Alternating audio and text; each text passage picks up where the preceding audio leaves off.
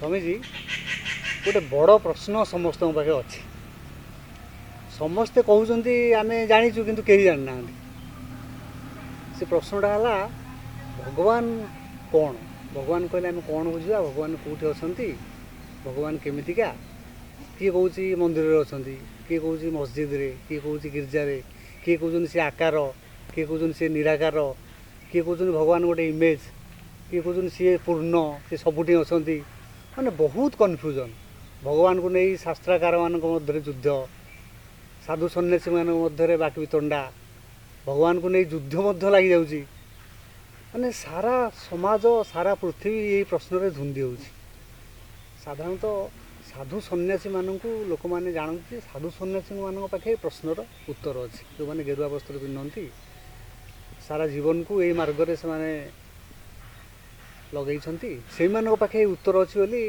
समाज धारणा आपन टिके आज मार्गदर्शन करूँ कौन ये प्रश्न उत्तर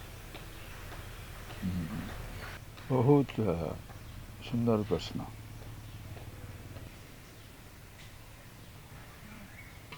आरंभ कर गोटे छुआर प्रश्न गोटे थे जड़े राजा थिले सेठी पाखे समस्त आसिक भगवान के विषय कहते भगवान सबुठी अच्छा भगवान किए कौच कि स्वर्ग रे किए कौच मर्त्य किए कौटी विभिन्न प्रकार कथा सब कहते सब राजा भारी विरक्त हो गए समस्ते आसी विभिन्न विभिन्न प्रकार कथा कहते कि मोर उत्तर जाना निहाती दरकार से सब पंडित मानू डाकिले कहले आपण मैंने मोर तीनटा ये प्रश्न तीनटार उत्तर दिंतु ये गोटे बीरबल स्टोरी हिसाब से भी जाए तीनटा प्रश्न हूँ प्रथम प्रश्न हूँ भगवान अच्छा ना जदि अच्छा जदि ना तो आउ कथबार्ता करा दरकार नहीं जदि अच्छा कौट अच्छा आ तृतीय प्रश्न हूँ केमी जाना आ शेष प्रश्न हूँ भगवान कौन करते चार्टा प्रश्न ये पचारे तो से बेले सबू पंडित मैंने आसते कि समस्त कहारी पाखे चारिटा प्रश्न उत्तर ना जो ये सभार जी गोटे विदूषक जी थे सी घर को जा घर गला समस्त मन दुख राजा प्रश्नटा पचारे किंतु उत्तर आम देपर न देपर तार जो गोटे छुआटे थी घरे सी कहला कहीं बापा आप मन दुखरे बस सब तो मनटा खुशी थाए आज क्या मन दुखरे बस नहीं राजा एमती गोटे चारिटे प्रश्न पचारे जे आमको समय देते आम ठीक समय उत्तर दे नपर ताल आमको प्राणदंड मिल पारे ओके तेणु मोर मन भारी व्यस्त से कि प्रश्न पचार प्रश्न पचार भगवान अच्छा कि ना जदि अच्छा कौटी अच्छा आ कौटी अच्छे जापारा पर केमी आम पाइबू भगवान करती कौन ये गला ये तो भारी सहज प्रश्न ये अति सहज प्रश्न आप व्यस्त दरकार नहीं मु उत्तर देदेवी छुआ कह ये छुआ भाया प्रश्न छुआ भाया उत्तर ये अति सहज प्रश्न मु उत्तर दे आप व्यस्त होती ये तू मत बुद्धि शिखाना मुझे जी हैरान हबू ना ना मु उत्तर देदेवी आप मत से छुआ नहीं गला तापर दिन राजसभा पहुँचीगले राजा सीधा पचारे कौन उत्तर कह दियो कौन उत्तर दियो महाराज आप जो प्रश्न पचार आम योग्य नुहे छुआ थार उत्तर देदेव पंडित कहला मुंड खराब हो ओके ओके छुआ आस सीटी आस बसैले कौन कह प्रश्न उत्तर कौन से महाराज आप गोटे बड़ लोक एडे बड़ लोक आपन टे छुआ प्रति गोटे स्नेह ना कि आदर ना मुझे आसला मत प्रश्न पचार गोटे कि गोटे दियो कि गोटा खाया कि पीवा दे बसाओ मन खुशी कराओ तापर प्रश्न पचार एमती हठात कि पचारदे राजा से कहले ठीक अच्छे कौन तो दरकार कह तुम कौन पीब ए छुआ कौन पीबे ମୁଁ ଦୁଧ ପିଇବି ଆଉ ମୋତେ ଭଲ ଲାଗେ ଆଉ ମୁଁ ସେଇଟା ପିଇବି ଆଉ। ରାଜା କହିଲେ ଠିକ୍ ଅଛି। ସିଏ ସେଇଠୁ ରାଜା ସେଇଠୁ ଗୋଟେ କପ୍ରେ ତାଙ୍କ ପାଇଁ କ୍ଷୀର ଆଣିକିରି ଦେଲେ ଗ୍ଲାସ୍ରେ। ସେଇଠୁ ସେ ଛୁଆ ପଚାରୁଛି ରାଜାଙ୍କୁ, ଆପଣ ମୋତେ କ'ଣ ଦେଲେ? ପୂଜା ମାଗିଲି, କ୍ଷୀର ଦେଲେ ତ। ଆଚ୍ଛା, ୟାରି ଭିତରେ ଏ କ୍ଷୀରରେ ଘିଅ ଅଛି କି? ଲହୁଣୀ ଅଛି? ଘିଅ ଅଛି କି? ରାଜା କହିଲେ ଅଛି, ନିଶ୍ଚୟ ଅଛି। ଆପଣ ଦେଖିପାରୁଛନ୍ତି? ନାଇଁ, ମୁଁ ଦେଖିପାରୁନି। ଭଗବାନ ଠିକ୍ ସେଇଆ। ସାରା ସୃଷ୍ଟିରେ ସବୁଆଡ଼େ ଆପଣ କହୁଛନ୍ତି ଅଛନ୍ତି କି ନାହିଁ? ଅଛନ୍ତି। ଆଉ ଯଦି କହୁଛ ଅଛନ୍ତି, କେଉଁଠି ଅଛନ୍ତି? ସବୁଆଡ଼େ ଭର୍ତ୍ତି ହେଇ ରହିଛନ୍ତି। କି ଯେମିତି ଆପଣ ଘିଅକୁ ଦେଖିପାରୁନାହାନ୍ତି କିନ୍ତୁ ତା ଭିତରେ ନାହିଁ ବୋଲି କହିବେ କି? ନା, ସେମିତି ଭଗବାନ ସବୁଆଡ଼େ ଅଛନ୍ତି କିନ୍ତୁ ତୁମେ ତାକୁ ଦେଖିପାରୁନା। ଲଜିକାଲି ଠିକ୍ ଛୁଆର ଉତ୍ତର। ରାଜା କହିଲେ ତାହେଲେ ଠିକ୍ ଅଛି, ମୋତେ କୁହ। ଆଚ୍ଛା, ବିଶ୍ୱାସ କଲି, ଓକେ, ସେ ସବୁଆଡ଼େ ଅଛନ୍ତି। କେମିତି ତାଙ୍କୁ ପାଇବି? ଆପଣ ଦେଇ ଦୁଧରୁ କେମିତି ଲହୁଣୀ ବାହାର କରୁଛନ୍ତି? ଆଗ ସେ ଲହୁଣୀରେ ସେ କ୍ଷୀରରେ ଦହି ପକାଉଛନ୍ତି। ଦହି ପକାଇଲା ବେଳକୁ ଘିଅ ବସା ରହିଗଲା। ତାପରେ ତାକୁ କ'ଣ କରୁଛନ୍ତି? ତାକୁ ଛଣି ମାନେ ଘୋରଉଛନ୍ତି, ଏଥିରେ ମନ୍ଥୁଛନ୍ତି। ତାଦେହରେ ମନ୍ଥିଲେ। ଯେତେବେଳେ ମନ୍ଥନ କରିସାରିଲା ପରେ ତା ଦେହରେ ଆସିଲା ଲହୁଣୀ। ଆସୁଛି ନା ନାହିଁ? ହଁ, ଲହୁଣୀ ଆସୁଛି। ସେ ଲହୁଣୀକି ପୁଣି ମିଶାଇ ଦେଇପାରିବେ? ଅଦୃଶ୍ୟ ହେଲା ବେଳେ ମିଶାଇ ଦେଇପାରିବେ? ନାହିଁ। ଥରେ ଜାଣିଲେ ସେ ରହିଲା, ତା ଭିତରେ ଲହୁଣୀ ଅଛି, ଆଉ ମିଶାଇ ଦେଇପାରିବେ? ହେବନି। କିନ୍ତୁ ତା'ର ଅର୍ଥ ନୁହେଁ ଯେ କ୍ଷୀରରେ ଲହୁଣୀ ନାହିଁ ବୋଲି। ଆପଣ ପାଇଁ ସିଏ ମିଶାଇ ପାରିବେନି, କିନ୍ତୁ ଅନ୍ୟ ଯେଉଁମାନେ ଖୋଜିବେ ସେମାନେ ଖୋଜିବେ। ତାହେଲେ ତ ବଢ଼ିଆ ହେଲା। ତାହେଲେ କେମିତି ଆମେ ଜାଣିବା? ସେ କହିଲା ମନ ଭିତରେ ଯେତେବେଳେ ଆପଣ ନିଜେ ବସିଛନ୍ତି ସେଠି ଏକୁଟିଆ, ଜଣେ ଶିଷ୍ୟ ଷ୍ଟୁଡେଣ୍ଟ ଅଜ୍ଞାନ ଲୋକ ହିସାବରେ ଅଛନ୍ତି, ଆପଣଙ୍କ ଭିତରେ ସବୁ ଅଛି, ଭଗବାନ ଅଛନ୍ତି। ତାରି ଭିତରେ ଆପଣ ଯେମିତି ଗୋଟେ ଦହି ନେଇକିରି ପକାଇଲେ, ତାପରେ ସେ ବସିଗଲା ପରେ ତାକୁ ମନ୍ଥନ କଲେ, ସେମିତି ଯେଉଁମାନେ ଭଗବାନଙ୍କ ବିଷୟରେ ଜାଣିଛନ୍ତି ଯାଆନ୍ତୁ ତାଙ୍କ ପାଖରେ ପଢ଼ିବେ। ପଢ଼ିଲା ପରେ ସେ ଯେଉଁ ଭାବନା ଦେବେ, ଭାବନା ଦେଲା ପରେ ସେ ମନ ଭିତରେ ସେ ଭାବନାକୁ ମନ୍ଥନ କରିବେ। ଯେତେବେଳେ ମନ୍ଥନ କରିବେ ଭଗବାନ କ'ଣ ହେଲେ ଆପଣଙ୍କୁ ଜାଣିହେବ। ଆଉ ଥରେ ଜାଣିଲେ ଆପଣ ଭୁଲିପାରିବେନି। ଓକେ, ତାହେଲେ ଗୁରୁଙ୍କ ପାଖକୁ ଯାଆନ୍ତୁ, ଜ୍ଞାନ ପାଇବେ। ତ ସେ କହିଲା ଓକେ, ଠିକ୍ ଅଛି। ସେ ଆଉ କ'ଣ କହିବେ? ଯେ ମୁଁ କାହିଁ ଜାଣିନି, ତ ସେ ଗୁରୁଙ୍କ ପାଖକୁ ଯାଇକିରି ଆଣୁ ପକେଇକିରି ମନ୍ଥନ କର। ଓକେ, ତାହେଲେ ଭଗବାନ କରୁଛନ୍ତି କ'ଣ? ଆପଣ ଯେଉଁ ପ୍ରଶ୍ନର ଉତ୍ତର ମାଗୁଛନ୍ତି, ଶିଷ୍ୟ ହିସାବରେ ମାଗୁଛନ୍ତି ନା ରାଜା ହିସାବରେ ମାଗୁଛନ୍ତି? ରାଜାକୁ କ'ଣ କହିବେ? ମୁଁ ଶିଷ୍ୟ ହିସାବରେ ମାଗୁଛି। ଆଉ ପ୍ରଶ୍ନ ଯେତେବେଳେ ତାଙ୍କର ଉତ୍ତର ଦେଉଛି ସିଏ, ମୁଁ ଶିଷ୍ୟ ହିସାବରେ ମାଗୁଛି। ସେ କେଉଁ ଟ୍ରାଡ଼ିସନରେ,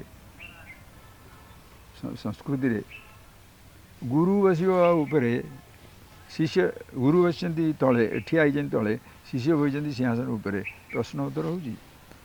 ରାଜାକୁ କ'ଣ କରିବେ? ଜବରଦସ୍ତି ପଢ଼େଇବେ ତଳକୁ। ଛୁଆ ଯାଇ ବସିଗଲା ସିଂହାସନରେ। ମହାରାଜ, ଭଗବାନ ଏଇ ଜିନିଷ କରନ୍ତି। ଉପର ବାଲାଙ୍କୁ ନିଚେ, ନିଚେ ବାଲାକୁ ଉପର। ଯିଏ ଉପରେ ଅଛି ସେ ତଳକୁ ଆସୁଛି, କିଏ ତଳେ ଆସି ଉପରକୁ ଯାଉଛି। ଚକ୍ରବତ୍ ପରିବର୍ତ୍ତନ ଦୁଃଖାନିଚ ସୁଖାନିଚ। ଚକ୍ର ଭଳିଆ ସଂସାର ବୁଡ଼ୁଛି। ଯିଏ ଆଜି ଉପରେ କାଲି ସେ ତଳେ, ଯିଏ ଆଜି ତଳେ କାଲି ସେ ଉପରେ। ଆଜି ଯେ ରାଜେନ୍ଦ୍ର ଆସନେ କାଲି ସେ ଫକୀର, ଆଜି ଯେ ଫକୀର କାଲି ଯେ ରାଜେନ୍ଦ୍ର ଆସନେ। କହିଦେଲେ ସବୁ। ସେଇଠୁ ରାଜା କହିଲେ ଆଉ କ'ଣ ଆଉ କହିବେ? ପଳେଇ ଆସିଲେ। ବୁଝିଲେ ଆଉ ଯେ ବର୍ତ୍ତମାନ ଦାୟିତ୍ୱଟା ତାଙ୍କ ଉପରେ ସେ ବୁଝିବା ଦରକାର ଯେଉଁମାନେ ଜାଣିଛନ୍ତି ତାଙ୍କରି ପାଖେ ଯାଇକି ପଚାରିବ। ଯେମିତି ତୁମେ କହିଲ ଯେଉଁମାନେ ଜାଣିଛନ୍ତି ତାର ଅର୍ଥ ନୁହେଁ ଯେ ଯିଏ ସାଧୁ ସନ୍ତମାନେ ଜାଣିଛନ୍ତି, ଯେକୌଣସି ଲୋକ ଜାଣିପାରିବ। ତୁମେ ଜାଣିସାରିଲା ପରେ ତୁମେ ସାଧୁର ପୋଷାକ ନେଉଛ, ଗୋଟେ ତ୍ୟାଗୀର ପୋଷାକ ନେଇପାର। ଜାଣିଗଲା ପରେ ତୁମେ ଯାଜ୍ଞବଲ୍କ୍ୟ ହେଇପାର, ମୈତ୍ରେୟୀ ଗାର୍ଗୀ। ଜାଣିଗଲା ପରେ ଅବଧୂତ ସାଧୁ ହେଇପାର। ଜାଣିଗଲା ପରେ ରାଜା ବି ହେଇପାର, ରାଜର୍ଷି ଜନକ, ରାଜର୍ଷି ବ୍ରହ୍ମର୍ଷି ବିଶ୍ୱାମିତ୍ର। ଜାଣିଗଲା ପରେ ତୁମେ ରାଜା ହୁଅ, ଋଷି ହୁଅ, ଧନୀ ହୁଅ, ଦରିଦ୍ର ହୁଅ, ପୁରୁଷ ହୁଅ, ସ୍ତ୍ରୀ ହୁଅ, ସେଥିରେ ବାଛ ବିଚାର କିଛି ନାହିଁ। ତେଣୁ କୁହନ୍ତି ଯେ ସାଧୁମାନେ କେବଳ ଜାଣନ୍ତି, ଯିଏ ଜାଣେ ସେ ସାଧୁ, ଯିଏ ଜାଣେ ସେ ଋଷି। ତାର ଶବ୍ଦର ଅର୍ଥ ସବୁ ଅଛି। ଋଷି ମାନେ କ'ଣ? ଋଷନ୍ତି, ଜାନନ୍ତି, ଅଟନ୍ତି ଇତି ଋଷି। ଯେଉଁମାନେ ଏଗୁଡ଼ାକ ନିଜ ବିଷୟରେ ସେ ଭଗବାନଙ୍କ ବିଷୟରେ ଜାଣିଲେ, ନିଜ ବିଷୟରେ ବି ସେ ଜାଣିଲେ, ସେଇମାନଙ୍କୁ କୁହାଯାଏ ଋଷି। ସେ ଗୋଟେ ଜାଗାରେ ରହିପାରନ୍ତି, ଯାହାକୁ କହନ୍ତି ଅଜଗର ବୃତ୍ତି। ଗୋଟେ ଜାଗାରେ ରହିଲେ, ସେ ଯେଉଁଠି ରହିଲେ ସେଇଠି ରହିଲେ, ଗୋଟେ ଗଛ ତଳେ କି ପାହାଡ଼ ଭିତରେ ଗୁମ୍ଫାରେ, କିମ୍ବା ମଧୁକରୀ ବୃତ୍ତି। ମଧୁକରୀ ବୃତ୍ତି ମାନେ ମଧୁକର ମାନେ ହେଉଛି ଆମ ମହୁମାଛି। ମହୁମାଛି ବୁଲି ବୁଲି ବୁଲି ବୁଲି ଏପାଶ ବୁଲିକି ସବୁ ବ୍ୟବହାର କରନ୍ତି। ତେଣୁ କୌଣସି ପୋଷାକ କିମ୍ବା କୌଣସି ଜୀବନଶୈଳୀ ଉପରେ ଭଗବାନଙ୍କର ଜ୍ଞାନ ନିର୍ଭର କରେ ନା। ତୁମେ ଜାଣିଲ, ଜାଣିଲା ପରେ କେମିତି ବଞ୍ଚିବ, ତୁମେ ଯେମିତି ଇଚ୍ଛା ତୁମକୁ ତୁମେ ବଞ୍ଚିପାରିବ, କିନ୍ତୁ କୌଣସି ଅବସ୍ଥାରେ ଭଗବତ ଶକ୍ତିର ଭୁଲିବାର ପ୍ରଶ୍ନ ନାହିଁ, ଭୁଲି ପାରିବ ବି ନାହିଁ। ତେଣୁ ଏଇଟା ହେଉଛି ଛୁଆଙ୍କୁ ବୁଝେଇଲା ଭଳିଆ କଥା। ତା ଯଦି ପଚାରିବ ଲୋକକୁ ଯେ ମୁଁ କେମିତି ଜାଣିବି, ସେତିକିବେଳେ ଶାସ୍ତ୍ରର ଆରମ୍ଭ ହେବ ପାଠ। ଏ ଯେଉଁ ଅନୁସନ୍ଧାନ ଜିଜ୍ଞାସା ଭଗବାନଙ୍କ ଠାରୁ ଆରମ୍ଭ ହୁଏ ନାହିଁ। କାହିଁକିନା ଭଗବାନ ଅଛି ବୋଲି ତୁମେ ଭଗବାନଙ୍କ ଉପରେ ପ୍ରଶ୍ନ କରୁଛ, ସ୍ରଷ୍ଟା ସ୍ରଷ୍ଟା ଅଛି ବୋଲି ତୁମେ ସ୍ରଷ୍ଟା ଉପରେ ପ୍ରଶ୍ନ କରୁଛ, ନା ସୃଷ୍ଟି ଅଛି ବୋଲି ତୁମେ ପ୍ରଶ୍ନ କରୁଛ? ନା, ସ୍ରଷ୍ଟା ଥାଆନ୍ତୁ, ସୃଷ୍ଟି ଥାଉ, ଯଦି ମୁଁ ନାହିଁ ପ୍ରଶ୍ନ କରିପାରିବି କି? ପ୍ରଶ୍ନ କଲାବାଲା ସ୍ରଷ୍ଟା ନୁହନ୍ତି, ସ୍ରଷ୍ଟାଙ୍କର ପ୍ରଶ୍ନ ନାହିଁ, ସୃଷ୍ଟିର ବି ପ୍ରଶ୍ନ ନାହିଁ। ଏ ସୃଷ୍ଟି ମଧ୍ୟରେ କେବଳ ମଣିଷ ଗୋଟିଏ ସୃଷ୍ଟି ଯିଏକି ପ୍ରଶ୍ନ ପଚାରେ। ଆଉ କାହାରି ଶକ୍ତି ନାହିଁ ପ୍ରଶ୍ନ ପଚାରିବାର। ଗଛ କ'ଣ ପଚାରେ? ଚଢ଼େଇ, ପଶୁପକ୍ଷୀ କିଏ ପଚାରିବେ? ସକାଳ ସଞ୍ଜ, ବାଲ୍ୟ କୌମାର ଯୌବନ ବିଭିନ୍ନ ଅବସ୍ଥା, ପ୍ରଶ୍ନ ପଚାରିବାର ସାମର୍ଥ୍ୟ କାହାର ଅଛି? କେବଳ ମଣିଷର, ଯିଏ ଭାବେ। ଯା କାହିଁକି ସେଇଟା ନା, ଯେଉଁ ସୃଷ୍ଟିଟା ଅଚେତନ ଜଡ଼, ସେ ସୃଷ୍ଟିର ପ୍ରଶ୍ନ ନାହିଁ। ତା ଭିତରେ ଅଛି ଅର୍ଦ୍ଧଚେତନ, ଯେମିତି ଗୋଟେ ଘାସ ଅର୍ଦ୍ଧଚେତନ, ତାଙ୍କର କ'ଣ ପ୍ରଶ୍ନ ଅଛି? ଇଏ ହେଲା ଚେତନ। ବାଘ, ଭାଲୁ, ପଶୁ ପକ୍ଷୀ, ବଳଦ, ସେମାନଙ୍କର କ'ଣ ପ୍ରଶ୍ନ ଅଛି? ସେମାନଙ୍କର ବି ପ୍ରଶ୍ନ ନାହିଁ। ମଣିଷ ଯିଏକି ଏ ସବୁ ତା ପାଖରେ ଅଛି। ମଣିଷ ଦେହରେ ଜଡ଼ ଜିନିଷ ଅଛି, ନଖ, କେଶ। ଅର୍ଦ୍ଧଚେତନ, ଟିକେ ଏଠି ହାତ ମାରିଦେଲେ ଚୁଟି ଦେଲେ ଫୁଲିକି ଯିବ, କାହିଁକିନା ଜାଣିପାରୁଛି ଗୋଟେ କଷ୍ଟ ହେବ, ଅର୍ଦ୍ଧଚେତନ। ତାପରେ ଗାଈ ଗୋରୁମାନେ ହେଲେ, ସେମାନେ ଗାଈ ଗୋରୁ ପଶୁମାନେ ସେମାନେ ହେଲେ ଚେତନ। ମଣିଷ ଚେତନ ଛୁଆବେଳେ ପଶୁ ଭଳିଆ, ଯେତେବେଳେ ସେ ଟିକିଏ ବଢ଼ିଯାଏ ତାର ନାଁ ହେଉଛି ସ୍ୱୟଂ ଚେତନା, ସେଲ୍ଫ କନସିୟସ୍। ସେଲ୍ଫ କନସିୟସ୍ ମାନେ ଜାଣିବ ଯେ ମୁଁ ହେଉଛି ଗୋଟେ ମଣିଷ, ମୁଁ ହେଉଛି ଗୋଟେ ମୂର୍ଖ, କି ମୁଁ ଗୋଟେ ବଡ଼ ଧନୀ ଲୋକ, ମୁଁ ଗୋଟିଏ ଛୋଟ ଲୋକ, ଏଇସବୁ ପ୍ରକାରର ଭାବନା ତାଙ୍କର ସବୁ ଆସିବ। ତେଣୁ ସେଇ ଲୋକ ଯିଏକି ସ୍ୱୟଂ ଚେତନା, सेल्फ कन्सीयस जब इंग्लीश रे कहते सेल्फ कन्सीयस ये मु जो गरीब लोक गोटे गरीबर जो अवस्था तार कौन प्रश्न अच्छी जी कौच मु गरीब से प्रश्न पचार देहर कौन प्रश्न अच्छी जी कौच मु देह से प्रश्न पचार जो मु हूँ देह मु हूँ धनी मु हूँ दरिद्र मु हूँ पाठुआ से जो मु कह अहंकार केवल मनुष्यर से अच्छी स्वयं चेतना सेल्फ कन्सीयस तेणु मनीष ही प्रश्न करे कहीं प्रश्न करे तार गोटे जिनस रोचे मु कहार अहम भावना मु अच्छी तेणु मु प्रश्न करुच्ची बुझिपार तो से मु थिबारु सबु प्रश्न आसूची कौन प्रश्न आसूची स्रष्टा सृष्टि कौन स्रष्टा कौन मो देह कौन ये जो प्रश्नटा क्या सकाशे आसूची केवल मु शोला लोक प्रश्न करे नहीं छुआंकर प्रश्न ना सारा सृष्टि कौटी प्रश्न ना से प्रश्नर उद्वेग स्थान प्रश्नर जो आरंभ से कौटी गोटे भावना अहम भावना ये चढ़ई मैंने एत बोहूँ यहाँ हूँ गोटे ये चढ़ईटा हूँ गोटे जान ये पेचा यहाँ पेचा दिन में भितर शब्द कर ये गोटे केते प्रकार शब्द शब्द कर प्रश्न पचार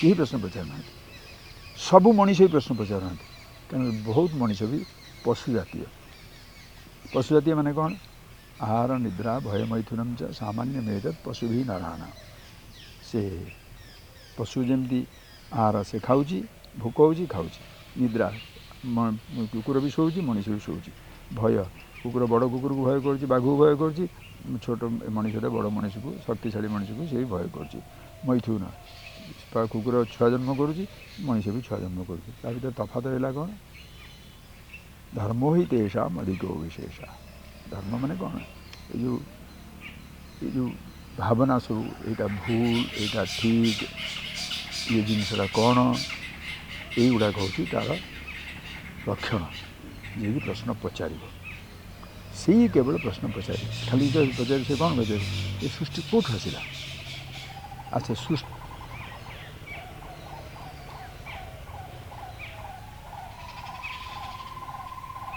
ये सुंदर जगह ये सब शब्द कर प्रश्न पचार तो मन दुख ना कि सुख ना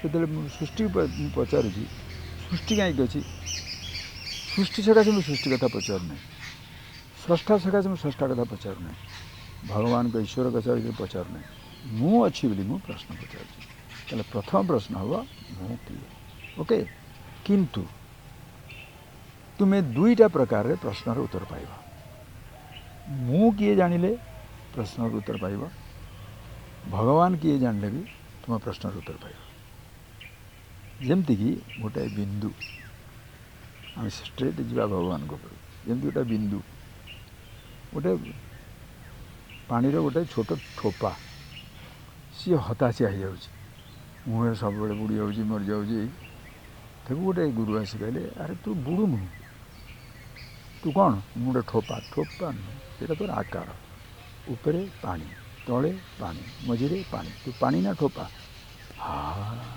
पानी से पानीटा कौटी चारिड़े व्यापिक रही से चारिड़े जो पानी रही ना हूँ समुद्र से समुद्र चौटा हूँ अविच्छेद्य अंग इनसेपारेबल समुद्र छाड़ी तू रही तेणु समुद्र सब बेले अच्छी ठोपाटा थाए न थाए आ से समुद्रटा भी हूँ पानी ठोपाटा भी हूँ पानी पानी रे समुद्र ना कि ठोपा ना सबुतिक शास्त्र जिते गभीर विषय ये उदाहरण रे चली जिते गोटे लोक कहे मु किए जानी मु हूँ देह ना ये देहटा पंच महाभूत आकाश वायु अग्नि आप पृथ्वी तैयारी वायु चलीगले पवन चलीगले कि गोटे निआं चलीगले तुम्हें सृष्टि रही बंचीला बेले भी आकाश में धरी रखी वायु तुमको जोगाऊँ पानी जोगाऊँ सब माटी भी रखी निआं भी रखी बंचीला बेले भी सबू पंचमहाभूत सकाशे बंचिकी रही चलीगले भी पंचमहाभूत संगे मिशुच किंतु पंचमहाभूत चेतन नुहे अचेतन यदि चेतना नथिब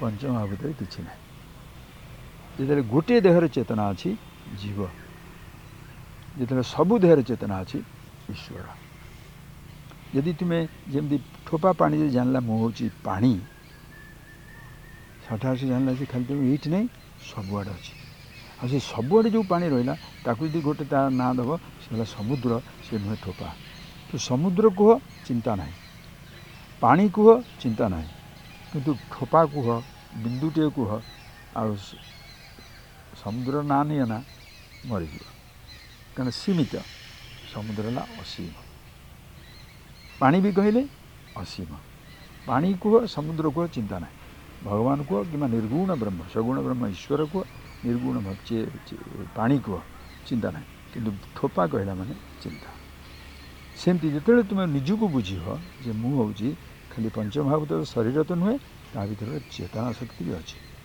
जिते छुआटे जन्म हो आखि नथिले भी तुम्हें बंचे रख कान नथिले भी बंचे रखिपर गोटे देह अंग नथिले भी तुम बंचे रख कहीं से बंची माने कौन चेतना अच्छी तेणु चेतनाटा को तुम देह भितर दियो ना चेतना रे देहर सृष्टि हुए जदि आकाश रे तुम्हें गोटे गोटे पात्र माटी पाटी सृष्टि कर गोटे घर तैयारी कर कौन तैयारी कर सारा पुणी आकाश पुरौच आकाश भितर जहाँ सृष्टि होती भितर आकाश रहा चेतनार असीम चेतना भितर जहाँ सृष्टि होती भितर निश्चेष्ट एफर्टलेसली एफर्टलेस माने कौन पूरा बिना आयास अनायास चेतना सबुआड़े रही जिनसटाक मनुष्य जाना दरकार हूँ मुझे से ओहो ये मुझे जीव चेतना गोटे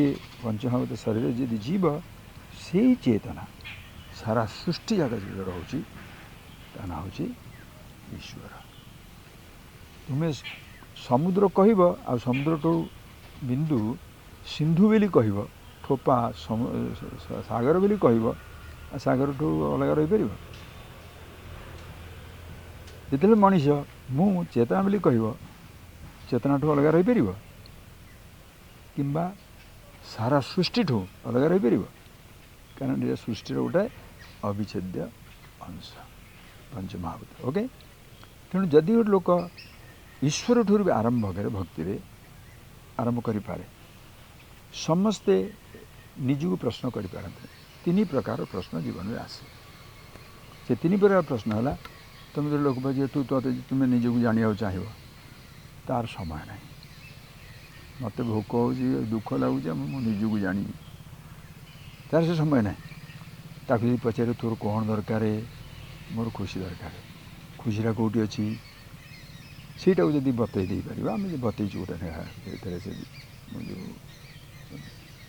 जो पॉडकास्ट रे ये लोक जानीजे जे मुझे सुख स्वरूप से निजक जाना अच्छा से कहीं सब जिन खोज खुशी पे खुशी खोज ना जिन खोज खुशी खोज तुम जाना दरकार खुशी कौटी अच्छी शुण आउ गोटे लोक कह ए मोर खुशी खुशी दरकार मोर भगवान दरकार मु बतवादी भगवान दरकार से भगवान कौन जो बुझ से बुझीगला कहीं पचार कहीं भगवान जाना चाहूँ मुझे खुशी रही सो समस्ते चाहते खुशी रहा खुशी कहते जी पचार भगवान मोर दरकार कहीं से कौ सकाशे ना जो जिनसा लोक कष्ट कर पाँच कि जहाँ कर चेष्टा कर पाँच मत यदि से गुड़ा दे दिंते गोटे भल हाँ मु भगवान को खुशी पे खोजी ना दुख पे खुशी पे आउ गोटे लोक हूँ मोर भगवान पर विश्वास नहीं कि मोर निज विषय में एगुड़ा बेकार जिनस मुझे चाहूँगी मु किए से हूँ दार्शनिक भाविला वाला जिते से निजक जानी कहीं से जाना चाहूँगी ना मोर बिना न जाने मत भारी सन्देह लगुच समस्या आसूँ तेणु समाधान तेणु जो मैंने जहाँ खोजती जे खुशी खोजुची जे भगवान को खोजुची जे निजକୁ खोजुଛି ସମସ୍ତେ କ'ଣ ଖୋଜୁଛନ୍ତି ଏକା ଜିନିଷ ଖୁସି। ସେ ଖୁସିଟା ତୁମେ କେଉଁଠି ପାଉଛ? ଲୋକ କହିପାରିବେନି ବାହାରେ ଅଛି। ଯଦି ବାହାରେ ଖୋଜୁଛ ତୁମେ ହେଇଗଲ ଏକ୍ସଟ୍ରୋଭର୍ଟ। ଏକ୍ସଟ୍ରୋଭର୍ଟ ମାନେ କ'ଣ? ବହିର୍ମୁଖ। ବହୁ ଲୋକ ଆଉ ଗୋଟେ ନା ସେ ବାହାରେ ନାହିଁ ସବୁ ଭିତରେ ଅଛି, ସେମାନେ ହେଇଗଲେ ଇଣ୍ଟ୍ରୋଭର୍ଟ, ଅନ୍ତର୍ମୁଖ। ଯିଏ ବାହାରେ ଖୋଜୁଛି ସିଏ ବି ନଷ୍ଟ, ଯିଏ ଭିତରେ ଖୋଜୁଛି ସିଏ ବି ନଷ୍ଟ, କାହିଁକିନା ଖୋଜିବାଟା ବନ୍ଦ ହେଉନାହିଁ। ଯେତେବେଳେ ତୁମେ ଜାଣିବ ଖୁସି ବାହାରେ ନାହିଁ, ଭିତରେ, ମନ ଭିତରେ ନାହିଁ, ଭାବନା ଭିତରେ ନାହିଁ, ଇମୋସନ୍ ଭିତରେ ନାହିଁ, ମୋର ସ୍ୱରୂପ। ଯେତେବେଳେ ମୋତେ କାହିଁ ଦୁଃଖ ଲାଗେ? ମୁଁ ଜିନିଷଟା ବାହାରେ ମୋ ପାଖେ ଜିନିଷ ନାହିଁ ବୋଲି ଦୁଃଖ ଲାଗେନି, ଜିନିଷର ଭାବନାଟା ମୋତେ ଦୁଃଖ ଦିଏ। ଯେତେବେଳେ ମୁଁ ଜିନିଷଟାକୁ ପାଇଯାଏ ସେ ଭାବନାଟା ଚାଲିଯାଏ। ଭାବନାଟା ଚାଲିଯାଏ ସେତେବେଳେ ମୁଁ କାହା ସାଙ୍ଗରେ ଅଛି? ଜିନିଷ ସାଙ୍ଗରେ ନାହିଁ, ଜିନିଷକୁ ଭୁଲିଗଲି। ଭାବନା ବି ନାହିଁ, ଭାବନାକୁ ଭୁଲିଗଲି, ନିଜକୁ ଭୁଲିଗଲି। ଯିଏ ଖୋଜୁଥିଲା ସେତିକିବେଳେ ତୁମେ ନିଜର ସ୍ୱରୂପର ଚେତନା ସାଙ୍ଗେ ରହ, ଯାହାଦ୍ୱାରା କି ଖୁସି ମିଳେ। ସୋ ଖୁସିଟା କେଉଁଠି ମିଳୁଛି? ନିଜ ସ୍ୱରୂପରେ। ସେଇଟା ହେଉଛି ଖୁସି। ଏତିକି ବୁଝିଗଲା ପରେ ସେଇ ଯେଉଁ ଚେତନାଟା କେଉଁଠି ରହିଲା? ଖାଲି ଦେହ ଭିତରେ ନା ଦେହ ବାହାରେ? ସବୁଆଡ଼େ। ଦେହ ଭିତରେ ଅଛି, ଦେହ ବାହାରେ ବି ସବୁଆଡ଼େ ଅଛି। ସେଇ ଚେତନାଟା ସର୍ବବ୍ୟାପୀ। ସେଇ ଚେତନା ଯଦି ଗୋଟିଏ ମନ ଗୋଟିଏ ଦେହ ସାଙ୍ଗେ ରହିଲା, ମୁଁ ତାକୁ କହେ ଜୀବ। ସେଇ ଚେତନା ଯେତେବେଳେ ସାରା ସୃଷ୍ଟିରେ ସବୁଆଡ଼େ ଭରି ରହିଲା, ତାହେଲେ ହେଲା ଈଶ୍ୱର। ସୋ ଈଶ୍ୱର କହିଲେ ବି ସମସ୍ୟା ନାହିଁ, ସୃଷ୍ଟି କହିଲେ ବି ସମସ୍ୟା ନାହିଁ, ସ୍ରଷ୍ଟାକୁ ଜାଣିଲେ ବି ସମସ୍ୟା ନାହିଁ। ମୁଁ ହେଉଛି ଦେହ ଆଉ ମୁଁ ହେଉଛି ଗୋଟେ ମନ, ଗୋଟେ ଭାବନା, ସେଇ ହେଉଛି ମଣିଷର ସମସ୍ୟା। ଯେତେବେଳେ ତୁମେ ମଣିଷଟା ବୁଝିଗଲା ନିଜକୁ, ତାପରେ କ'ଣ ହେବ? ଆରେ ହେ, ମୁଁ କ'ଣ ଖାଲି ଏତିକିରେ ଅଛି? ଏ ସାରା ସୃଷ୍ଟିରେ ମୁଁ ଅଛି। ଦେହଟା ନିଜକୁ ଭାବ, ଦେହ କ'ଣ ଭାବୁଛି ମୁଁ ସୃଷ୍ଟିର ଅଲଗା? ଦେହର କୌଣସି ପ୍ରକାର ଦ୍ୱୈତ ଭାବନା ନାହିଁ, ଅଦ୍ୱୈତ ଭାବନା ବି ନାହିଁ। କିନ୍ତୁ ସୃଷ୍ଟିର ଦେହର କୌଣସି ପ୍ରକାରର ବାଧା ନାହିଁ। ସେଇଟା ହେଉଛି ସାରା ପୃଥିବୀ ସୃଷ୍ଟି ସହିତ ଏକ। ସୃଷ୍ଟି ମାନେ ତୁମ ଗାଁ, ତୁମ ପୃଥିବୀ ନୁହେଁ, ସାରା ସୃଷ୍ଟି, ବ୍ରହ୍ମାଣ୍ଡ। ଏଇଟା ହେଲା ତୁମର, ସେ ଓଡ଼ିଆରେ ଆମେ କହନ୍ତି ପିଣ୍ଡ। ଦେହଟା ହେଉଛି ପିଣ୍ଡ, ସୃଷ୍ଟିଟା ହେଉଛି ବ୍ରହ୍ମାଣ୍ଡ। ପିଣ୍ଡ ବ୍ରହ୍ମାଣ୍ଡ ହେଉ ରହିତ୍ୟ। ପିଣ୍ଡ ବ୍ରହ୍ମାଣ୍ଡ ଦୁଇଟା ଯାକ ଏକା ଜିନିଷ। କେଉଁ ହିସାବରେ? ପଞ୍ଚମହାଭୂତ ହିସାବରେ ଏକ। ଚେତନାରେ ଅଳ୍ପ ମୁଁ ଯାହାଦ୍ୱାରା ଜାଣୁଛି, ଚେତନା ପଶୁପକ୍ଷୀ ବି ଯାହାଦ୍ୱାରା ଜାଣୁଛନ୍ତି। ଯଦି କେଉଁଠି ଆଉ କିଏ କରିଛି, ଯିଏ ଯାହା ଯେଉଁଠି ଜାଣୁଛି, ସେ ଜାଣିବା ଶକ୍ତିଟା କେଉଁଠି ରହିଛି? ସବୁଆଡ଼େ। ତୁମେ ଗୋଟେ ଜାଗାରୁ ଗୋଟେ ଜାଗାକୁ ଯାଉଛ, ଖାଇବା ଜିନିଷ ନେଇଯାଉଛ, ଗାଡ଼ି ନେଇଯାଉଛ, ଚେତନା ନେଇକି ଯାଉଛ। ଚନ୍ଦ୍ରକୁ ଗଲେ କି ସୂର୍ଯ୍ୟକୁ ଗଲେ କି ମଙ୍ଗଳକୁ ଗଲେ, ଯେଉଁଠି ଗଲେ ବି ଚେତନା କ'ଣ କିଏ ନେଇଯାଏ? ସବୁଆଡ଼େ ସେଇଟା ଅଛି। ତେଣୁ ସେଇ ଯେଉଁ ଚେତନା ଯେ ସର୍ବବ୍ୟାପୀ ଆଉ ସାରା ସୃଷ୍ଟିରେ ଯେଉଁଟା ଭିତରେ ଅଛି, ତା ନାଁ ହେଉଛି ଈଶ୍ୱର। ତେଣୁ ଆମର କ'ଣ କହନ୍ତି, ତାକୁ ଯେଉଁଟା ନାଁ ଦେବାକୁ ଚାହୁଁଛ, ତା ନାଁ ହେଲା ଈଶ୍ୱର। ଯେମିତି ଆକୁଟାକୁ ଯେଉଁଟା ନାଁ, ଏ ଯେଉଁ ଦେହଟାକୁ ଯେଉଁଟା ନାଁ ଦେବାକୁ ଚାହୁଁଛ, ଦେହ ମନ ଚେତନା, ଗୋଟେ ନାଁ ଦେବାକୁ ଚାହୁଁଛ ଜୀବ। ଏଇଟା କ'ଣ କେବଳ ପୁରୁଷଙ୍କ ଦେହରେ ଅଛି? ସ୍ତ୍ରୀ ଲୋକ ଦେହରେ ଅଛି? ଭାରତୀୟମାନଙ୍କର ଅଛି? ନା ଚନ୍ଦ୍ର ଲୋକରେ ଥିବା ଲୋକଙ୍କର ଅଛି? ନା ସବୁ ସୃଷ୍ଟିରେ ସବୁଆଡ଼େ ଅଛି? ଆମେ ସମସ୍ତେ ପଞ୍ଚମହାଭୂତର ଶରୀରରେ ତିଆରି, ଚେତନା ବି ଅବିଚ୍ଛେଦ୍ୟ ଅଙ୍ଗ। ଯେମିତି ବିନ୍ଦୁ ସିନ୍ଧୁ ଠାରୁ ଅଲଗା ନୁହେଁ, ଯେମିତି ଗୋଟାଏ ଧୂଳିକଣା ବ୍ରହ୍ମାଣ୍ଡ ଠାରୁ ଅଲଗା ନୁହେଁ, ଯେମିତି ଗୋଟାଏ କ୍ଷଣ ଟାଇମଲେସ୍ ମହାକାଳରୁ ଅଲଗା ନୁହେଁ, ସମଷ୍ଟି ଯଦି କହିବ ତା ନାଁ ହେଉଛି ଈଶ୍ୱର। ଜୀବ ହେଉଛି ଗୋଟିଏ ଦେହ। ଏଇଟାକୁ ଗୋଟେ ଆମେ ସାଧାରଣ ଭାବେ ବୁଝେଇ ଦେଇ ହେବ। ବର୍ତ୍ତମାନ ଆମର ଓଡ଼ିଶାରେ ଭାରତର ପ୍ରେସିଡେଣ୍ଟ କିଏ ଜାଣିଛ? ଦ୍ରୌପଦୀ ଗୋଟେ ଏକ୍ଜାମ୍ପଲ୍। ରାଷ୍ଟ୍ରପତି, ଯେତେବେଳେ ରାଷ୍ଟ୍ରପତି କହିବେ ମୁଁ, ମୁଁ ପାକିସ୍ତାନ ବିରୁଦ୍ଧରେ ଯୁଦ୍ଧ ଘୋଷଣା କରୁଛି, ତୁମେ କହିବ ସେ ଘୋଷଣା କରିଛି ସେ ଯୁଦ୍ଧ କର, ମୁଁ ଯିବିନି ସେଠିକି କହିପାରିବ? ରାଷ୍ଟ୍ରପତି କହେ ମୁଁ, ସାରା ଦେଶ ଚା ସାଙ୍ଗରେ ଲାଗିବ। ତୁମେ ଯେତେବେଳେ କହିବ ମୁଁ, ତମ ଘରେ ତମ ସ୍ତ୍ରୀ କହିବେ ସିଏ କହିଛି ଯା ସେଠିକି ଯା, ମୋତେ କାହିଁ ପଚାରୁଛି, ବୋଉ ହେଇଛି ତାକୁ, ତ ବୋଉ କହୁଛି ତାକୁ ଯା, ତ ସିଏ କହିଛନ୍ତି ତାଙ୍କୁ ମାଗେ, ମୋତେ କାହିଁ ମାଗୁଛୁ? କାରଣ ମୋ ମୁହଁରେ କେବଳ ଗୋଟିଏ ମୁଁ, ସୀମିତ। ପ୍ରେସିଡେଣ୍ଟଙ୍କ ମୁହଁରେ ସାରା ଦେଶ, ଈଶ୍ୱରଙ୍କ ମୁହଁରେ ସାରା ସୃଷ୍ଟି।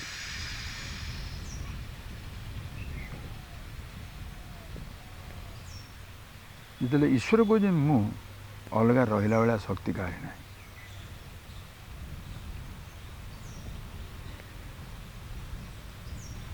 ସେଇ ସମଷ୍ଟିଟାକୁ ଈଶ୍ୱର, ବୁଝୁଛ ତ? ଯେମିତି ତୁମେ ହେଉଛ ବାସ୍ତବ, ଈଶ୍ୱର ଅଂଶ ହେଉଛନ୍ତି ବାସ୍ତବ।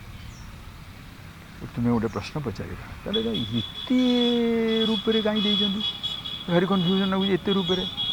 ଠିକ୍ ଅଛି, ମୁଁ ତୁମକୁ ଗୋଟେ ସାଧାରଣ ଏକ୍ଜାମ୍ପଲ୍ ଦେଉଛି। ଦେଖ, ପୃଥିବୀ ଗୋଟେ ଗ୍ରହ ନା ନାହିଁ? ଆଚ୍ଛା, ମୁଁ ତୁମକୁ ପଚାରି, ତୁମେ କେଉଁଠି ବସିଛ? ତୁମେ କ'ଣ କହିବ? ପରମହଂସରେ ବସିଛି। ପରମହଂସରେ ବସିଛ ମାନେ ସେ ଏଇ ଜାଗାଟା ନାଁ ହେଉଛି ପରମହଂସ କିମ୍ବା କନ୍ଦରପୁର କୁହ। ସେଇଠି ଓଡ଼ିଶା ଅଛି ନା ନାହିଁ? ଏଇ ଜାଗାରେ ଓଡ଼ିଶା ଅଛି ନା ନାହିଁ? ହଜାର ହଜାର ଗାଁ, କିନ୍ତୁ ଓଡ଼ିଶା ସବୁଆଡ଼େ, ସବୁ ଗାଁରେ। ସେଇ ଗାଁରେ ଆଉ ସେ ଓଡ଼ିଶାରେ ଭାରତ ଅଛି ନା ନାହିଁ? ସେଇ ଭାରତରେ ଯେମିତି ଗୋଟେ ଦେଶ, ବହୁତ ଦେଶ ଅଛି। ଏସିଆ ଅଛି ନା ନାହିଁ? ସବୁ ଦେଶ, ସବୁ ମହାଦେଶ ପୃଥିବୀରେ ଅଛନ୍ତି ନା ନାହିଁ? ସେଇ ପୃଥିବୀଟାରେ ଯେତେ ପ୍ରକାର ଗ୍ରହ ନକ୍ଷତ୍ର ଅଛି, ପୃଥିବୀ, ଧକ୍ରବୀଳ, 300 ନଟୁ, ବୁଧ, ଶୁକ୍ର, ପୃଥିବୀ, ମଙ୍ଗଳ, ବୃହସ୍ପତି, ଶନି, ୟୁରାନସ୍, ନେପଚୁନ୍, ପ୍ଲୁଟୋ, ଏସବୁ ଛୁଆ ଦିନର ପାଠ। ସେଗୁଡ଼ା ସୌରଜଗତ। ସେଠି ସବୁ ଗ୍ରହରେ ସୌରଜଗତ ଅଛି ନା ନାହିଁ? ସବୁ ସୌରଜଗତ ଗୁଡ଼ାକ କେଉଁଠି ଅଛି? ବ୍ରହ୍ମାଣ୍ଡରେ। ସେ ବ୍ରହ୍ମାଣ୍ଡ କେଉଁଠି? ଆମେ ଜାଣିନୁ ବୋଲି ତା'ର ଅର୍ଥ ନୁହେଁ ଯେ ବ୍ରହ୍ମାଣ୍ଡ ଏଠି ନାହିଁ। ଆମେ କିନ୍ତୁ ବ୍ରହ୍ମାଣ୍ଡକୁ ଖୋଜି ବୁଲୁଛୁ।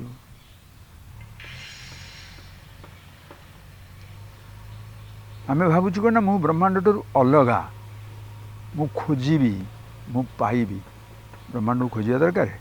ତୁମେ ଖୋଜିବା ପୂର୍ବରୁ ବ୍ରହ୍ମାଣ୍ଡ ଏଠି ପହଞ୍ଚି ପାଇବା ଦରକାର। ତୁମେ ପାଇବାର ଚେଷ୍ଟା କରିବା ପୂର୍ବରୁ ସେ ତୁମକୁ ପାଇଛି। ଈଶ୍ୱର ଜିନିଷ ସେଇଆ। ଚେତନା ଆଉ ଗୋଟିଏ ଶରୀର, ଗୋଟିଏ ମନ, ଯାହାକୁ କହନ୍ତି ବ୍ୟଷ୍ଟି ଉପାଧି। ଚେତନା ସମଷ୍ଟି ଉପାଧି। ପ୍ରେସିଡେଣ୍ଟ ହେଲା ସମଷ୍ଟି ଉପାଧି। 520 କୋଟି ନାଗରିକଙ୍କର ରିପ୍ରେଜେଣ୍ଟେସନ୍। ମୁଁ କହିଲା ମାନେ 120 କୋଟି ନାଗରିକ କହିଲେ ମୁଁ। ତମେ ଯେତେବେଳେ କହୁଛ ମୁଁ, ଗୋଟିଏ ଦେହ।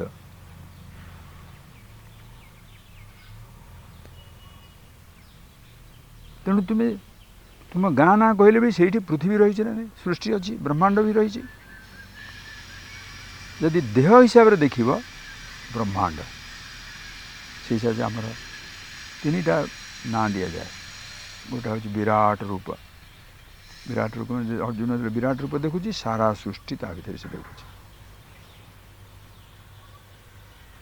ଯେତେବେଳେ ମନ ବିଷୟରେ ଜାଣୁଛ, ଅନ୍ତର୍ଯାମୀ, ଅନ୍ତରେ ଯମୟତି, ସେ ସମସ୍ତଙ୍କ ମନ କଥା ଜାଣନ୍ତି। ତୁମେ ନିଜର ମନ କଥା ଜାଣି, ଅନ୍ୟମାନଙ୍କ କଥା ଜାଣିପାରିବନି। ନିଜର ମନ ବି ସବୁ ଜାଣିପାରିବନି। ଯେତେବେଳେ ତୁମେ ଭାବୁଛ ଯେ ମୁଁ ମୋ ବିଷୟରେ କିଛି ଜାଣିନାହିଁ, ତେଣୁ ମୁଁ ଗୋଟେ ଅଜ୍ଞାନ ଜୀବ, ସିଏ କିନ୍ତୁ ସର୍ବଜ୍ଞ, ସର୍ବବ୍ୟାପୀ, ଓମନିପୋଟେଣ୍ଟ, ସର୍ବଶକ୍ତିମାନ। ଟୋଟାଲିଟିଟା ଯେଉଁଟା ସମଷ୍ଟି, ସେ ସବୁ। ତେଣୁ ଯେତେବେଳେ କହୁଛ ଈଶ୍ୱର, ତେଣୁ ନିଜକୁ ଭାବ। ତୁମେ ଥରେ ଏଇଠି ବସିକିରି ଭାବିଲ, ଭାବ ଯେ ଏ ଯେଉଁ ତୁମେ ଗୋଟେ ଦେହ ନୁହେଁ, ବ୍ରହ୍ମାଣ୍ଡର ଗୋଟେ ଅଂଶ।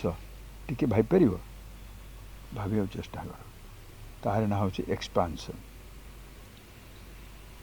सर्वव्यापी केमिति बुझ सर्वव्यापी शुण सर्वव्यापीटा कहला माने एठी अछंती ना नहीं ଆଜ୍ଞା सर्वव्यापी बुझिया कौटी जी ପର୍ଯ୍ୟଟକ गोटे भाबार जिन सर्वव्यापी की देखा कौटी जी पृथ्वी रे पहुँच जाओ तुम्हें कुआड़े जीव ଅଛି ଅଲରେଡ଼ି। केते कष्ट सहज भी शब्द नुहे सहज कौन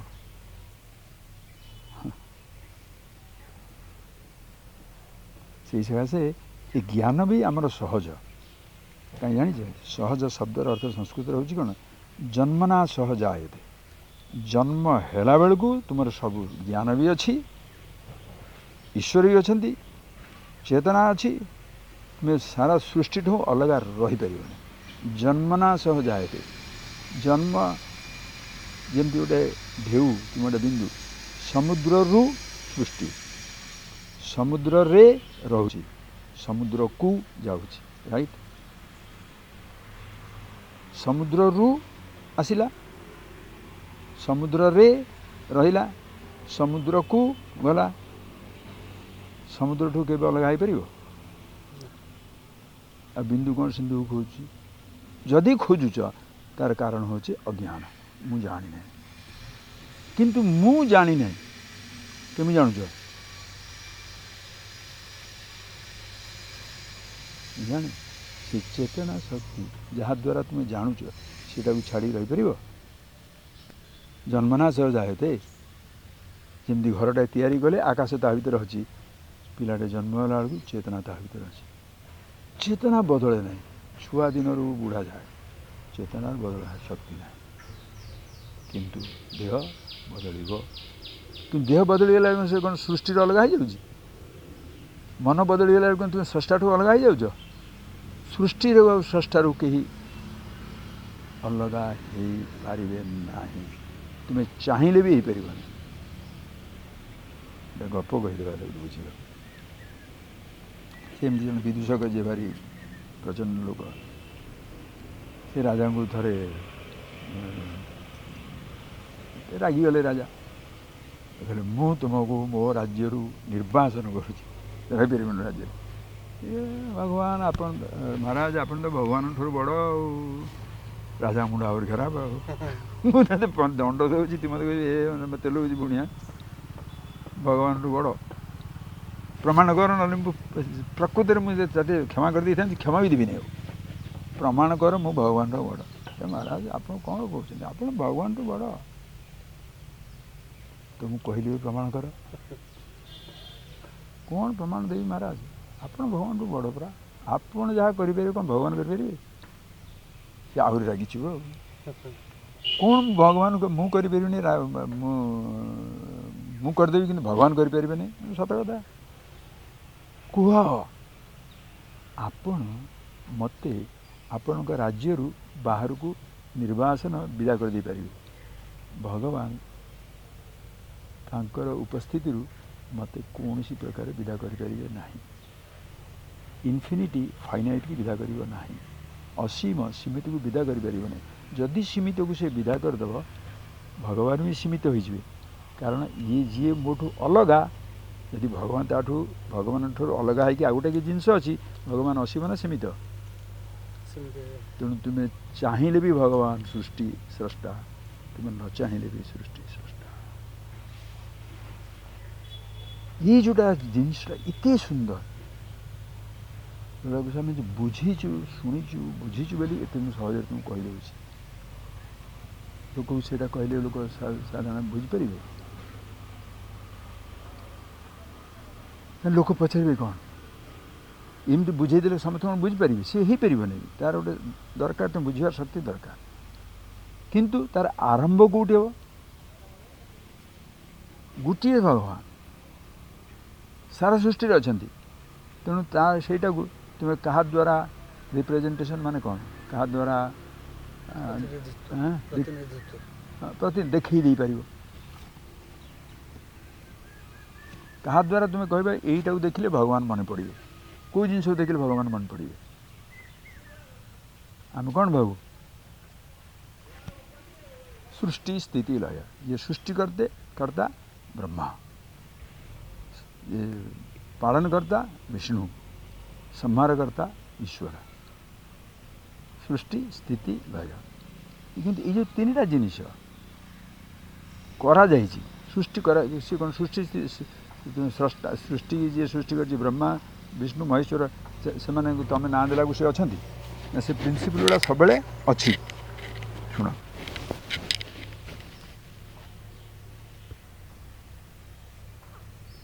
से तीन टाक जिनिस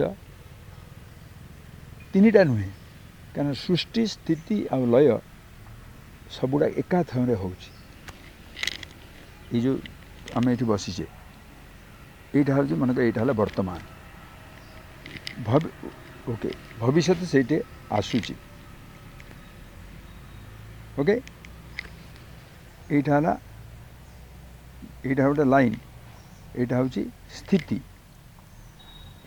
लय चलीगला अतीत, भविष्य भविष्य यहाँ आसव, भविष्य तीन टा आम कहूँ वर्तमान ए अतीत वर्तमान भविष्य तीन टा आम कहूँ, किंतु ताकू तुम प्रकृति बुझीपर तीन टा नुहे से कहीं भविष्यटा वर्तमान को हवा को मात्रे अतीत हो गला, बुझीपार से जिन केमती भविष्यटा बहुत बहुत बड़, अतीत भी बहुत बड़, वर्तमानटा वर्तमान धरी पार, वर्तमान को धरी पार एक्जाक्टली भविष्य छुईला मत शुणु भविष्य अतीत वर्तमान और अतीत तीन टाक इतने साइमल्टेनियस एत एका समय चली तुम तीन टा देवता कहीपर। शुणु ब्रह्मा विष्णु महेश्वर एक ईश्वर, किंतु सृष्टि हिसाब से ब्रह्मा, स्थिति हिसाब से विष्णु, से ना गुड़ा दिखाई शिवा। ओके ब्रह्मा विष्णु महेश्वर कहुई समस्ते बाहागर, कहीं बैचलर गड़ ना। ब्रह्मा स्त्री ना कौन? सरस्वती, विष्णु का स्त्री लक्ष्मी, शिव स्त्री पार्वती शक्ति। कितने सुंदर, ये कल्पना नुहे, जो मैंने यहाँ देखी से ऋषि मंत्रद्रष्टा जो भीतर जानी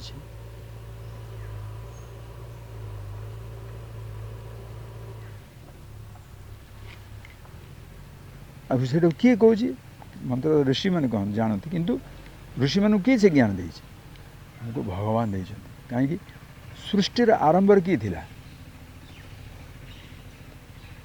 सृष्टिर सृष्टि ये बुझला पर सृष्टि और स्रष्टा भितर तफात अच्छी कि पानी और समुद्र भितर तफात अच्छी, सृष्टि और स्रष्टा भितर तफात अच्छी, तेणु सृष्टि किए कला कौन प्रश्न पचार? सृष्टि स्रष्टा दीटा को एक।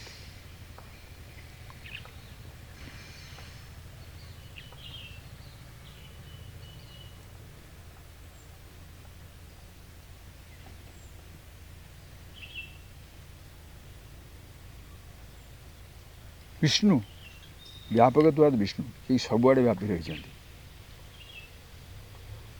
ब्रह्मा विष्णु महेश्वर जे प्रलय करता शिव तांडव, से कंटिन्यूअस मूवमेंट से सारा सृष्टि सब बुली बुली चली।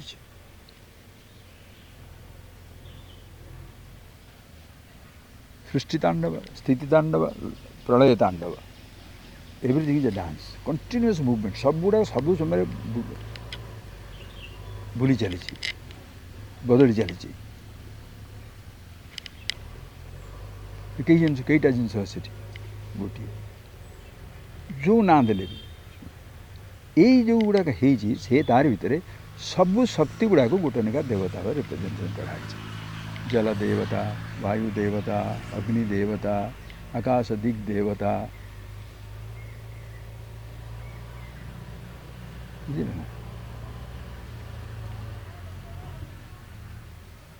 जमती कि ଯେତେ ନାଁ ଦେଲେ ବି ସବୁଗୁଡ଼ାକ ଗୋଟିଏ ନାଁ ଭିତରେ ଅଛି ନା ନାହିଁ।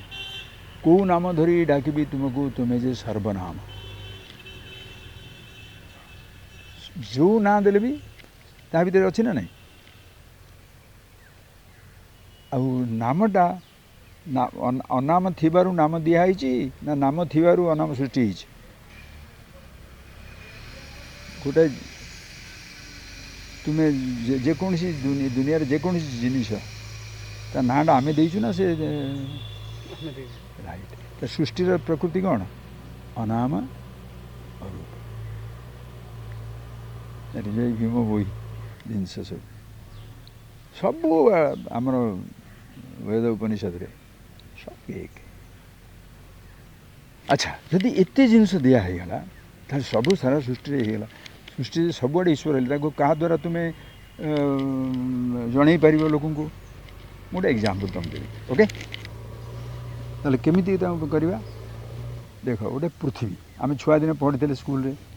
ଗୋଟେ ପୃଥିବୀଟା କ'ଣ ମାନେ କ'ଣ? ଗୋଟେ ଗୋଲ। ସେଇଟା କେମିତି କ'ଣ ସେ ଦେଖେଇକି ଆମକୁ ବୁଝାଉଥିଲେ? ଗ୍ଲୋବ୍, ଗୋଟେ ଗ୍ଲୋବ୍ କରି ବୁଝାଉନଥିଲେ? ସେ ଗ୍ଲୋବ୍ରେ ଭାବ, ତୁମେ ଛୁଆଟେ ଭଳି ବସ, ଭାବ ସେଇ ଗ୍ଲୋବ୍ରେ ତୁମ ରାଜ୍ୟର ଚିତ୍ର ଅଛି ନା ନାହିଁ? ତୁମ ଦେଶର ଚିତ୍ର ଅଛି ନା ନାହିଁ? ତୁମ ମହାଦେଶର ଚିତ୍ର ଅଛି ନା ନାହିଁ? ତୁମ ଗାଁର ଚିତ୍ର ଅଛି ନା ନାହିଁ? ତୁମର ଚିତ୍ର ଅଛି ନା ନାହିଁ? ନାହିଁ କରିପାରିବ? ତୁମେ ଛୁଆଟେ 5 ବର୍ଷିଆ ଗ୍ଲୋବ୍ ପାଖରେ ବସିଛ, ସେଇଟା କହୁଛି ଏଇଟା ହେଉଛି ପୃଥିବୀ। ତା ଭିତରେ ତୁମର ଚିତ୍ର ଅଛି ବୋଲି ତୁମେ ଜାଣିଛ? କହିଲେ ବି ବୁଝିବ?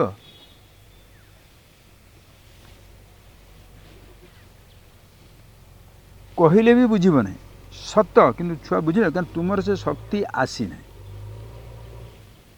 ଯେପର୍ଯ୍ୟନ୍ତ ସେ ଶକ୍ତି ନ ଆସିଛି ତାଙ୍କୁ କହିବ ସେଇଟା ଅଲଗା, ତୁ ଅଲଗା। କହିବା ଦରକାର ନାହିଁ, ସେ ଜାଣିଛି ସିଏ ଅଲଗା, ମୁଁ ଅଲଗା।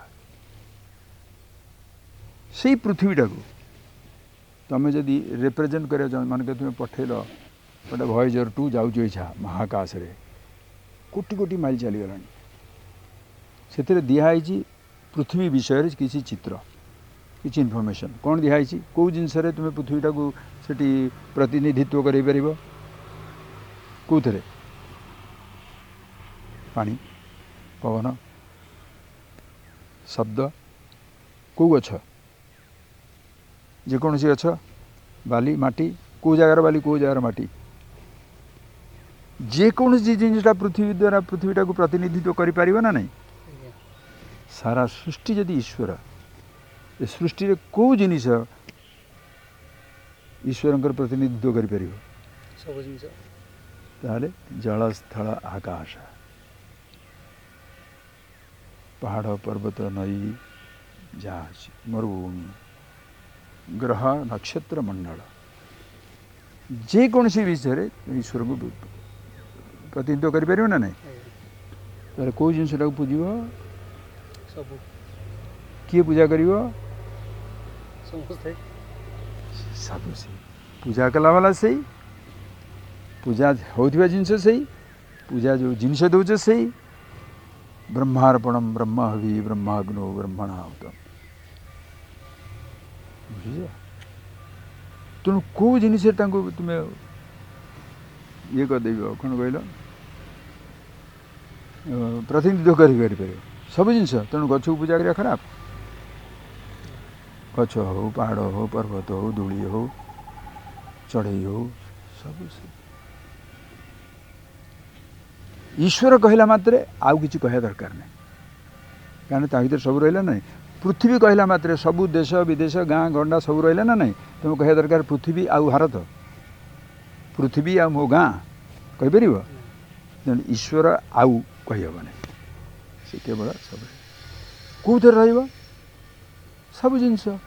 ଦେବତା, ମାସ୍କୁଲାଇନ୍, ଦେବୀ ଦେବୀ,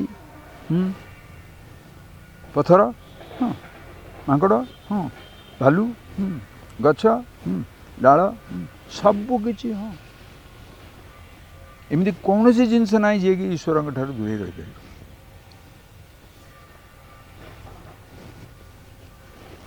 ତେଣୁ ଏଇଟା ଲୋକମାନେ କ'ଣ କହିବେ? ପାନ୍ଥେଇଷ୍ଟିକ୍। ସବୁ ଜିନିଷ ଗୁଡ଼ା କେମିତି ଭଗବାନଙ୍କୁ ପୂଜା? ଆରେ सब सृष्टिटा एक बोली कहया बुझा पड़ो अलग अलग कह बुझा दरकार द्वैतटा को बुझा दरकार स्पष्ट आम समस्त परस्पर अलग आम धर्म दरकार गुरु दरकार दर्शन शास्त्र दरकार आम समस्त अलग तुम्हें अलग मु अलग मोर भोग तोर भोग तो घर मो घर एगुड़ा सब अलग अलग जिनस बुझा गुरु दरकार ना शास्त्र दरकार ना धर्म दरकार शास्त्र कौन पढ़ेब अनधिगत अबाधित ज्ञानजनकम शास्त्र शास्त्र ना हो जहाद्वारा तुम्हें अनधिगत जोटा पढ़ेब से तुम्हें आउ कौटी मिलनी आ थरे बुझिले अबाधित से तार आ कौन प्रकार ताकू कहीं काटी पार ना आटा समस्त जिते शास्त्र कहुच्छी सारा सृष्टि कथा कह स्रष्टा कथा कह किए अलग रही पार